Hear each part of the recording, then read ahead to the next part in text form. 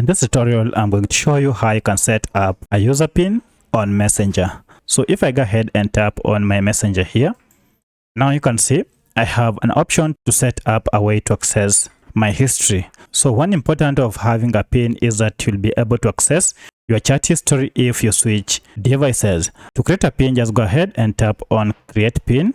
Then you shall have to enter 6-digit number to be able to create a pin. So I'll go ahead and enter, and then I'll confirm it.